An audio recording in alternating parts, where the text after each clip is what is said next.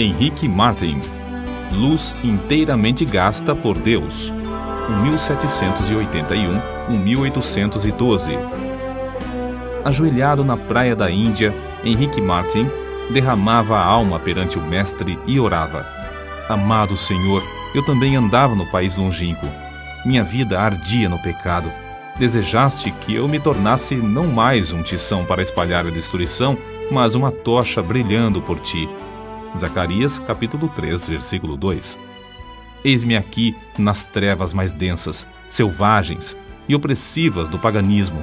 Agora, Senhor, quero arder até me consumir inteiramente por ti. O intenso ardor daquele dia sempre motivou a vida desse moço. Diz-se que possuiu o nome mais heróico que adorna a história da Igreja da Inglaterra, desde os tempos da Rainha Elizabeth. Contudo, até entre seus patrícios, ele não é bem conhecido. Seu pai era de físico franzino, e após o seu falecimento, os 4 filhos, inclusive Henrique, não tardaram a contrair a mesma enfermidade, a tuberculose. Com a morte do pai, Henrique perdeu seu intenso gozo pela matemática e passou a se interessar grandemente pela leitura da Bíblia. Diplomou-se com mais honras do que todos da sua classe. O Espírito Santo, porém, falou à sua alma: Buscas grandes coisas para ti, não as busques. Acerca dos seus estudos, testificou: Alcancei o ponto mais alto que desejara, mas fiquei desapontado ao ver como tinha agarrado apenas uma sombra. Tinha por costume levantar-se cedo, de madrugada, e andar sozinho pelos campos para desfrutar de comunhão íntima com Deus.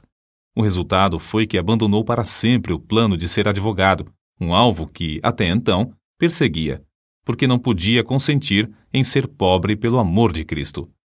Ao ouvir um sermão sobre o estado perdido dos pagãos, resolveu dar a sua vida como missionário. Ao conhecer a vida abnegada do missionário Guilherme Carey e sua grande obra na Índia, sentiu-se dirigido a trabalhar no mesmo país. O desejo de levar a mensagem de salvação aos povos que não conheciam a Cristo tornou-se como um fogo inextinguível na sua alma pela leitura da biografia de Dave Brainerd, que morrera quando ainda muito jovem. Esse missionário partiu para a glória com a idade de 29 anos depois de dedicar sua vida inteiramente ao serviço de evangelização dos silvícolas da América do Norte. Henrique Martin reconhecia que, como haviam sido poucos os anos da obra de Dave Brainerd, assim também seria com ele. Então, se acendeu nele a mesma paixão de gastar-se inteiramente por Cristo no breve espaço de tempo que lhe restava. Seus sermões não consistiam em palavras de sabedoria humana, mas sempre se dirigia ao povo como um moribundo pregando aos moribundos. Havia um grande embaraço para Henrique Martin. A mãe de sua noiva, Lydia Grenfell, não consentiria que se casassem caso ele insistisse em levá-la para o estrangeiro. Henrique amava Lydia, e o seu maior desejo terrestre era estabelecer um lar e trabalhar junto com ela na seara do Senhor. Acerca disto, ele escreveu no seu diário: Continuei 1 hora a mais em oração, lutando contra o que me ligava. Cada vez que estava perto de ganhar a vitória, o coração voltava para o seu ídolo. Finalmente, deitei-me sentindo grande mágoa. Então, lembrou-se de Dave Brainerd, o qual negava a si mesmo todos os confortos da civilização. Andava grandes distâncias sozinho na floresta, passava dias com fome e, depois de assim se esforçar por 5 anos, voltou para falecer tuberculoso nos braços da sua noiva, Jerusa, filha de Jonatas Edwards. Por fim, Henrique Martin também ganhou a vitória, obedecendo a chamada para sacrificar-se em prol da salvação dos perdidos. Ao embarcar para a Índia, em 1805, escreveu: Se eu viver ou morrer, que Cristo seja magnificado pela colheita de multidões para ele. A bordo do navio, ao afastar-se da sua pátria, Henrique Martin chorou como uma criança. Contudo, nada podia desviá-lo da sua firme resolução de seguir a direção divina. Ele era um tição arrebatado do fogo, e repentinamente dizia: Que eu seja uma chama de fogo no serviço divino. Depois de 9 longos meses a bordo, e quando já se achava perto do seu destino, passou um dia inteiro em jejum e oração. Sentia quão grande era o sacrifício da cruz e como era igualmente grande a sua responsabilidade para com os perdidos na idolatria da Índia. Continuava a repetir: tenho posto vigias sobre os teus muros, ó Jerusalém. Eles não se calarão jamais, em todo o dia, nem em toda a noite. Não descanseis vós os que fazeis lembrar a Jeová, e não lhe deis a ele descanso, até que estabeleça, e até que ponha a Jerusalém por objeto de louvor na terra. Isaías capítulo 62, versículo 6. A chegada de Henrique Martyn à Índia, no mês de abril de 1806, foi também em resposta à oração de outros.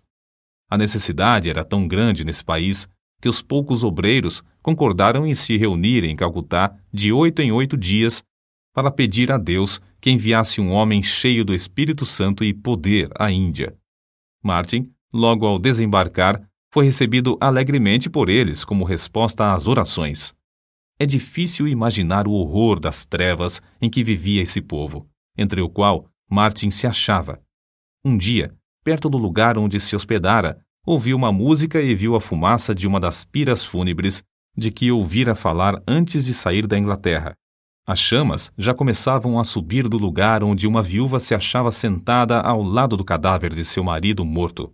Martyn, indignado, esforçou-se, mas não pôde conseguir salvar a pobre vítima. Em outra ocasião, foi atraído pelo ruído do símbolo a um lugar onde o povo fazia culto aos demônios. As pessoas ali reunidas se prostravam perante o ídolo, obra das suas próprias mãos, a quem adoravam e temiam. Martyn sentia-se mesmo na vizinhança do inferno. Cercado de tais cenas, ele se aplicava mais e mais, sem se cansar, dia após dia, a aprender a língua. Não desanimava com a falta de fruto da sua pregação, reconhecendo ser de maior importância traduzir as Escrituras e colocá-las nas mãos do povo. Com esse alvo, perseverava cuidadosamente no trabalho de tradução, aperfeiçoando a obra pouco a pouco e parando de vez em quando para pedir o auxílio de Deus. Extraído de um dos seus sermões, conservados no Museu Britânico, o próximo texto denota como a sua alma ardia no firme propósito de dar a Bíblia ao povo. Pensai na situação triste do moribundo, que apenas conhece bastante da eternidade para temer a morte, mas não conhece bastante do Salvador para olhar o futuro com esperança.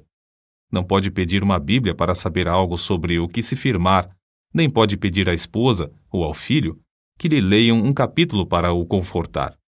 A Bíblia, é um tesouro que eles nunca possuíram.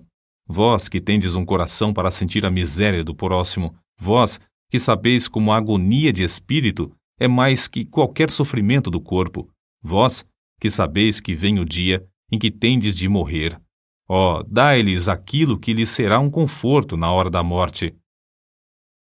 Para suprir os povos da Índia e da Pérsia com a Bíblia em suas próprias línguas, Martyn aplicou-se à obra de tradução das Escrituras de dia e de noite, até mesmo quando descansava e quando em viagem. Não diminuía a sua marcha quando o termômetro registrava um intenso calor de 70 graus, nem quando sofria da febre intermitente, nem com um avanço da peste branca que ardia no seu peito. Como David Brainerd, cuja biografia sempre serviu para inspirá-lo, Henrique Martyn passou dias inteiros em intercessão e comunhão com o amado, seu querido Jesus. Parece, escreveu ele, que posso orar para sempre, sem nunca cansar. Quão doce é andar com Jesus e morrer por ele. Para ele, a oração não era uma formalidade, mas um meio certo de quebrantar os endurecidos e vencer os adversários. 6 anos e meio depois de ter desembarcado na Índia, enquanto empreendia longa viagem, faleceu com a idade de 31 anos. Separado dos irmãos, do resto da família, com a noiva esperando-o na Inglaterra e cercado de perseguições, foi enterrado em lugar desconhecido. Era grande o ânimo, a perseverança, o amor, a dedicação com que trabalhava na seara do seu Senhor. O zelo ardeu até ele se consumir nesse curto espaço de 6 anos e meio. É-nos impossível apreciar quão grande foi a sua obra, feita em tão poucos anos. Além de pregar, conseguiu traduzir porções das Sagradas Escrituras para as línguas de 1/4 parte de todos os habitantes do mundo. O Novo Testamento em hindu, hindustão e persa, e os evangelhos em judaico-persa são apenas uma parte das suas obras. 4 anos depois da sua morte, nasceu Fidelia Fiske, no sossego da Nova Inglaterra. Quando ainda aluna na escola, leu a biografia de Henrique Martin. Andou 45 quilômetros de noite, sob violenta tempestade de neve, para pedir à sua mãe que a deixasse ir pregar o evangelho às mulheres persas. Ao chegar à Pérsia, reuniu muitas mulheres e lhes contou sobre o amor de Jesus, até que o avivamento em Oromiar tornou-se outro Pentecostes.